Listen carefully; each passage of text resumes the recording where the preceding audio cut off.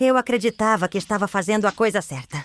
Quando coloquei aquele vestido simples e caminhei até o altar improvisado, cercado por fiéis emocionados, achei que estava me unindo a um homem de Deus. Alguém enviado para me guiar, proteger e dividir comigo o peso da vida. Mas naquela noite, enquanto ele fechava a porta da casa pastoral atrás de mim e trancava com a chave, eu senti algo estranho. Um arrepio, um silêncio ensurdecedor. E no fundo do meu peito, uma pergunta que eu tentei sufocar com orações. O que eu acabei de fazer? O homem que segurava a Bíblia com mãos firmes no púlpito era o mesmo que usava a palavra para me calar dentro de casa. Primeiro vieram as correções, depois os jejuns obrigatórios, depois o silêncio. E quando percebi, eu já não podia sair sozinha. Nem falar com minhas amigas da igreja, nem sonhar. Eu obedecia, porque achava que era isso que Deus queria. Mas a verdade é que eu estava sendo enterrada viva, um dia de cada vez. Só que algo mudou. Uma visita inesperada. Um sussurro no corredor. Uma carta escondida. E o que eu descobri depois? Destruiu tudo o que eu acreditava ser verdadeiro. Inclusive minha fé. Essa é a história real da mulher que confiou no altar e quase perdeu a alma dentro de casa. E antes que eu comece, me responde nos comentários. De qual cidade você está me assistindo? Se essa história já te causou algum arrepio, deixa o like, porque o que vem agora é forte. Eu cresci numa cidadezinha onde a fé era a única coisa que nos mantinha de pé. Ali, as pessoas tinham pouco, mas entregavam muito. E quando o sofrimento apertava, como quase sempre apertava, todo mundo corria para a igreja. Aquelas paredes finas sabiam mais dos nossos segredos do que qualquer confessionário. Meu pai era trabalhador, minha mãe, devota. A gente rezava antes de comer, depois de comer, e até quando a comida era só um caldo ralo que mal enchia a barriga. E eu aprendi que mulher de fé é aquela que cala, espera e serve. Desde cedo, a imagem que eu tinha de futuro era simples. Casar com um homem temente a Deus, cuidar da casa, dos filhos e da alma dele. Eu nunca quis luxo, só paz. E foi nessa busca por paz que eu conheci ele. Era um domingo abafado, desses que o suor escorre só de respirar.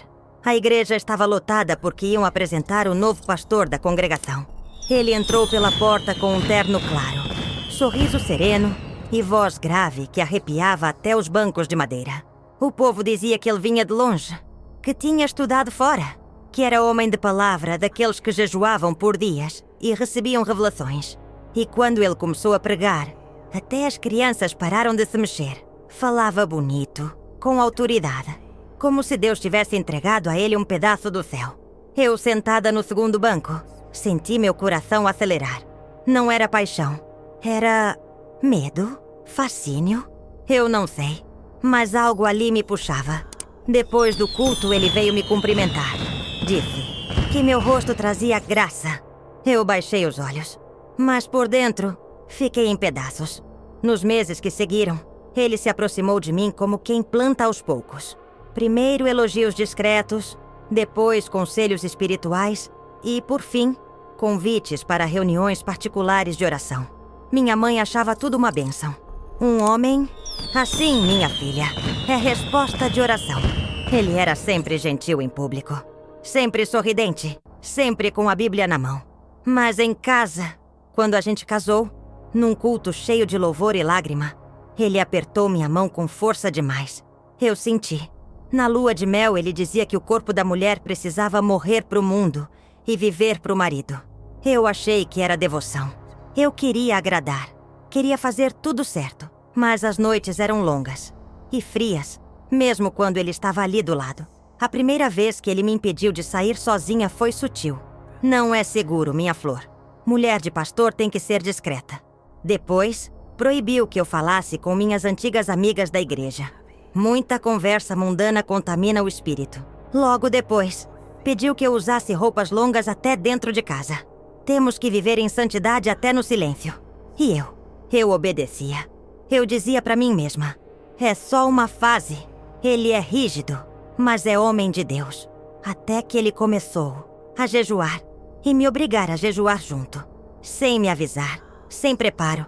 Dias inteiros só com água e oração. Se eu passava mal, era porque meu espírito ainda estava impuro. Se eu chorava, ele dizia que era o inimigo tentando me quebrar. A pior parte nem era a fome, era a solidão. Eu não podia ligar para minha mãe, não podia sair, nem escrever. Tudo era pecado, tudo era rebeldia.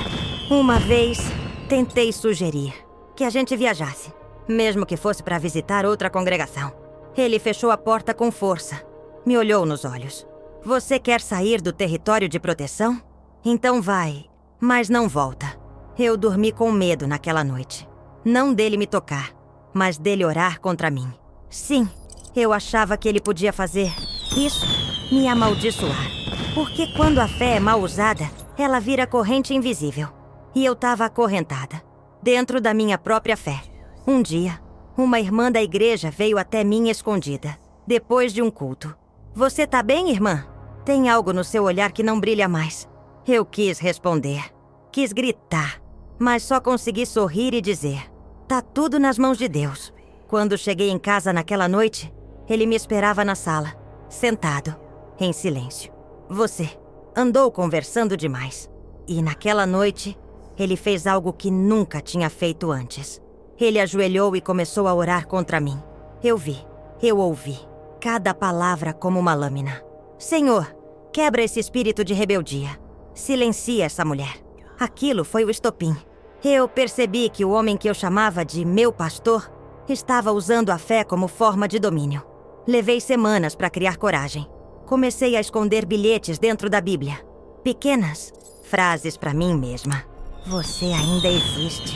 Isso não é Deus. O amor não aprisiona. E um dia, depois de um culto, uma moça nova veio falar comigo. Ela disse que tinha vindo de outra cidade e que aquele pastor já tinha passado por outras igrejas. Sempre sai sem explicação, ela disse. Eu engoli seco. Ela deixou comigo um envelope. Dentro havia cartas de outras mulheres. Relatos parecidos com o meu. Medo, controle, silêncio. Naquela noite, depois de ler tudo, eu não consegui dormir. Sentei no chão do banheiro e chorei em silêncio. Naquela madrugada, com os olhos vermelhos e as mãos tremendo, eu entendi que a fé que me guiava havia sido sequestrada. E não por forças invisíveis, mas por um homem de carne e osso. Um homem que vestia o sagrado para esconder o profano. A primeira coisa que fiz foi copiar aquelas cartas em folhas novas, com minha própria caligrafia. Eu precisava tocar naquelas palavras. Precisava sentir que eram reais. Uma delas dizia: ele me fazia jejuar até desmaiar. Dizia que era prova de santificação. Outra contava que ele a fazia orar ajoelhada sobre grãos de milho por horas, até que as pernas não sustentavam mais o corpo. Eram mulheres diferentes, de cidades diferentes, mas a dor era a mesma. E o padrão, assustadoramente igual. Comecei a observar cada detalhe, cada palavra que ele dizia no púlpito, cada gesto, cada versículo manipulado. Era como se eu tivesse retirado um véu dos olhos. E o que vi me deu náuseas. A forma como ele olhava para as jovens da congregação. O modo como ele aconselhava irmãs que passavam por crise conjugal. Sempre a sós. Sempre com a porta fechada. Eu precisava saber mais. E para isso eu teria que fazer algo que ele nunca imaginaria. Fingir que ainda estava submissa. Comecei a sorrir nos momentos certos. A concordar com tudo. A rezar mais alto. Eu precisava que ele acreditasse que ainda tinha o controle. E assim, ele afrouxou a vigilância. Foi quando eu consegui ir até a casa da irmã Lúcia. Uma senhora viúva da igreja, conhecida por ser reservada, mas muito observadora. Levei um bolo como desculpa. Ela me recebeu desconfiada. E quando eu contei, com a voz baixa, o que estava passando, ela segurou minha mão e disse: você não é a única. Só é a primeira que fala. Ela me mostrou recortes antigos de jornais de cidades vizinhas. Manchetes discretas, escondidas em páginas internas. Pastor transferido após polêmica. Líder religioso deixa a igreja repentinamente. Tudo sem detalhes. Tudo abafado. Porque ele sabia como sair antes da tempestade. A irmã Lúcia me deu um nome. Débora, uma ex-membro da igreja que havia se mudado às pressas. Consegui o contato dela. Liguei de um orelhão, tremendo. Ela atendeu. E quando ouvi sua voz, percebi que ela também tinha medo. Mas quando me identifiquei, ela desabou. Falou por quase 1 hora. Contou que ele a isolou. Dizia que sua alma dependia da autoridade dele. E que quando ela começou a questionar, ele a acusou de estar possuída. Foi expulsa da igreja como se fosse uma ameaça. Aquilo me rasgou por dentro. Mas também me deu força. Voltei para casa decidida. Eu precisava sair dali, mas com provas. Porque se eu simplesmente fugisse, ele continuaria. Com outras, com novas. Fiz cópias das cartas. Imprimi os recortes de jornais. Gravei escondido algumas de suas pregações, onde ele distorcia as escrituras para justificar o controle absoluto. Mas foi uma conversa em especial que selou meu destino. Ele estava ao telefone, na sala. Não sabia que eu escutava atrás da porta. Dizia frases como: ela ainda não está pronta. Precisa de mais disciplina. E uma que me gelou o corpo. Se ela não quebrar logo, vou ter que fazer como da outra vez. Eu não sabia o que aquilo significava, mas tinha certeza de que era um aviso. Algo sombrio. Algo que não podia ser ignorado. Naquela noite, enterrei parte das cópias numa lata de biscoito no quintal da irmã Lúcia. E outra parte deixei escondida dentro da Bíblia da minha mãe, que ele nunca tocava. Se algo me acontecesse, a verdade viria à tona. E então, planejei a fuga. Esperei uma vigília da igreja. Ele ficaria fora por horas. Preparei uma mochila pequena. Peguei meus documentos, as cópias, e saí pela porta dos fundos. Mas algo deu errado. Ele esqueceu a chave da igreja e voltou. Me encontrou com a mão na maçaneta. O olhar dele não era mais humano. Era vazio, fixo, como se eu fosse um objeto que tinha dado defeito. Não gritou, não fez escândalo. Só disse: você não vai sair. Trancou a porta e me fez sentar. Começou a orar, alto, em línguas. Disse que ia expulsar o espírito de rebeldia de mim. Eu fiquei imóvel. Não por fé, mas por puro medo. As horas passaram. Ele me impediu de comer. Disse que estávamos em batalha espiritual e que aquilo só acabaria quando eu me rendesse de verdade. Eu já não sentia mais o corpo, mas a mente gritava. Lembrava da Débora, da irmã Lúcia, das cartas.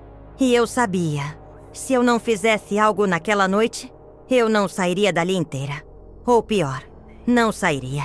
Então esperei ele dormir. Ele tinha o hábito de rezar até cair no sono, ajoelhado. Quando percebi que o ronco dele estava profundo, me levantei devagar. Peguei a chave da porta, que ele deixava pendurada na cintura, e saí. Não corri. Caminhei com o coração batendo na garganta. Fui direto para a casa da irmã Lúcia. Ela me recebeu de camisola, assustada. Quando me viu, entendeu tudo. Me abraçou, me levou para dentro, me deu água.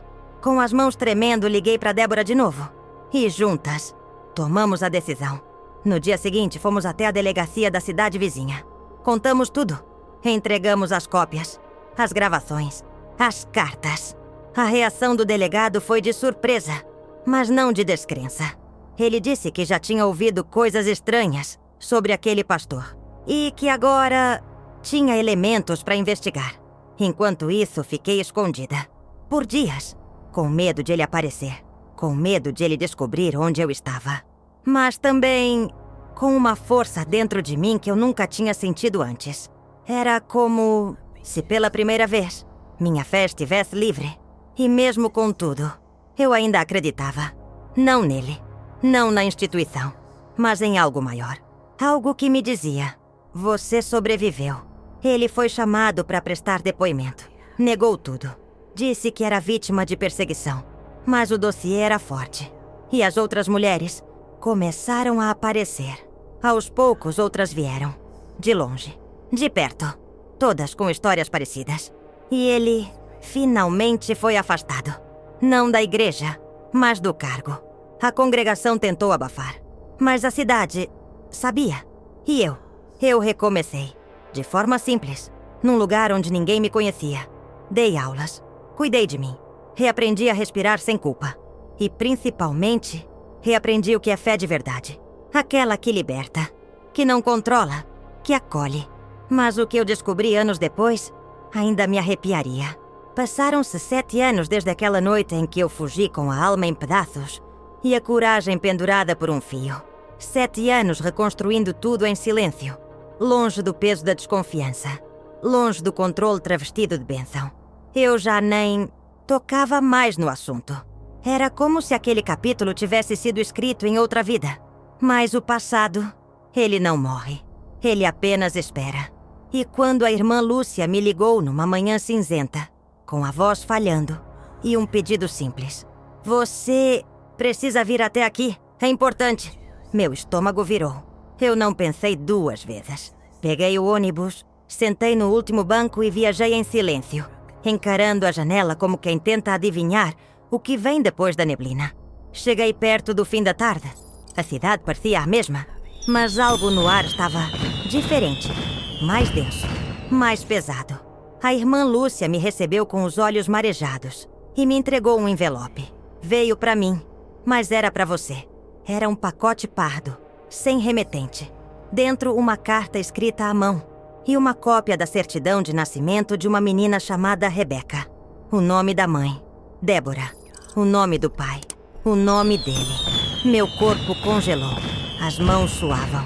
O papel tremia entre os dedos. Na carta, Débora dizia que havia escondido a verdade. Por medo, por vergonha, por trauma. Que nunca quis que a filha soubesse quem era o pai verdadeiro. Mas que agora, doente, sem saber quanto tempo ainda tinha, precisava que alguém soubesse. Alguém que entendesse. Alguém que tivesse passado pelo mesmo inferno. A carta terminava com um pedido: "Se algo me acontecer, por favor, cuide dela. Ela é inocente, mas carrega o nome dele." E naquele instante, tudo recomeçou. Eu não sabia se chorava, se gritava, se rasgava aquela carta ou se corria até o hospital onde Débora estava internada. Mas uma coisa era certa: eu não podia ignorar. No dia seguinte, fui até a cidade onde Débora vivia. Entrei no quarto da enfermaria e a encontrei pálida, fraca, mas com um olhar sereno. Ela sorriu ao me ver. Sabia que viria. Conversamos por horas. Ela contou tudo. Que ele a coagiu durante meses, dizendo que o espírito a havia escolhido. Que ela tentou sair, mas ele ameaçou expô-la como impura. Que quando descobriu a gestação, foi expulsa. Que passou fome, foi rejeitada até pela própria família, mas nunca abandonou a filha. Rebeca agora tinha 6 anos e não sabia nada. Débora me segurou pela mão. "Você acha que ela vai me odiar quando souber?" Eu respondi com a voz embargada: "Ela vai te amar ainda mais por ter lutado sozinha." Débora faleceu 2 meses depois. E Rebeca ficou comigo. Uma menina doce, curiosa, com olhos que pareciam enxergar além. Eu não sabia como contar, como dar àquela criança uma herança que ela nunca pediu, mas sabia que precisava protegê-la. Nos mudamos para uma nova cidade. Criei um novo lar. Voltei a trabalhar. E aos poucos Rebeca se tornou parte de mim. Mas o passado, mais uma vez, bateu à porta. Um dia, ao buscar Rebeca na escola, percebi uma movimentação estranha. Um homem encostado num carro preto, observando. Quando me aproximei, ele saiu sem dizer nada. Achei que fosse paranoia.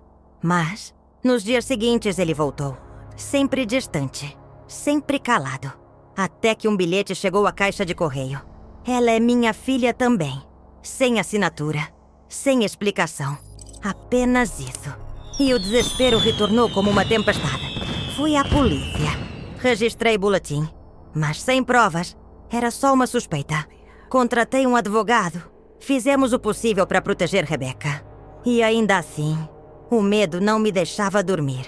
Foi quando recebi uma ligação de um número desconhecido. A voz do outro lado era grave, familiar, fria. Você achou que podia apagar o passado? Ela vai saber quem eu sou. Aquilo me paralisou. Era ele, o mesmo homem que um dia se ajoelhou ao meu lado para rezar. E depois tentou enterrar minha alma viva. Mas agora, ele não queria mais silêncio.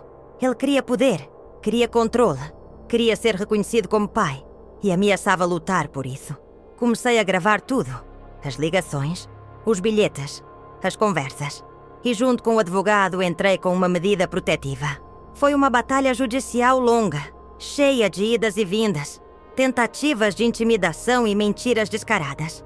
Ele dizia que era um homem mudado, que havia encontrado redenção, que queria apenas cumprir seu papel de pai. Mas cada testemunho, cada história de outras vítimas, surgia como uma pedra no caminho dele. E no fim, o juiz indeferiu o pedido. Rebecca estava segura, por enquanto. Mas eu sabia que ele não desistiria. Porque homens assim não querem redenção, querem domínio. E então escrevi tudo. Cada linha, cada memória, cada lágrima. Transformei a dor em palavras. Publiquei com um pseudônimo. O livro se espalhou, ganhou espaço. E com ele vieram outras vozes, outras mulheres, outras histórias. E finalmente o que era escondido veio à tona. Ele perdeu seguidores, perdeu espaço, perdeu o poder, mas nunca pediu perdão, nunca olhou para trás. E eu sigo, cuidando da Rebecca, contando a verdade, aos poucos, fortalecendo nela o que um dia tentaram apagar em mim, a dignidade. Às vezes ela pergunta do pai, e eu respondo com honestidade, mas sem ódio, porque ela não merece carregar a culpa dele. E um dia, quando for adulta, vai ler cada linha que escrevi e vai entender que sua mãe, sua verdadeira mãe, lutou com o que tinha, com fé, com coragem e com amor. E talvez nesse dia ela escolha escrever o final dessa história com suas próprias palavras. Mas há algo que nunca contei a ninguém. Algo que encontrei dentro da Bíblia da minha mãe, anos depois, ao reorganizar os livros da estante. Um envelope lacrado, com um bilhete escrito à mão. Se você estiver lendo isso, é porque sobreviveu. E se sobreviveu, precisa saber. Dentro havia uma foto antiga, de uma mulher sorrindo, com os olhos iguais aos da Rebecca. No verso da foto, um nome. Clara.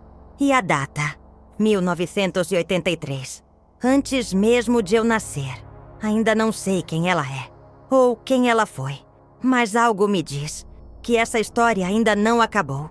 Se você chegou até aqui, é porque algo nessa história te tocou. Talvez você conheça alguém que passou por algo parecido. Talvez você mesma tenha carregado feridas que ninguém vê. Mas aqui, neste canal, a sua dor tem voz. A sua história importa. Então me conta, de qual cidade você está assistindo isso agora? Eu leio cada comentário com o coração aberto. E se você acredita que mais pessoas precisam ouvir verdades como essa, deixe o seu like, porque isso ajuda muito essa mensagem a alcançar quem está em silêncio. Se inscreve no canal e ativa o sininho, porque toda semana a gente compartilha histórias reais de mulheres que sobreviveram ao que muitos nem imaginam. E lembra, às vezes a fé que nos quebra também é a fé que nos reconstrói. A gente se encontra no próximo capítulo.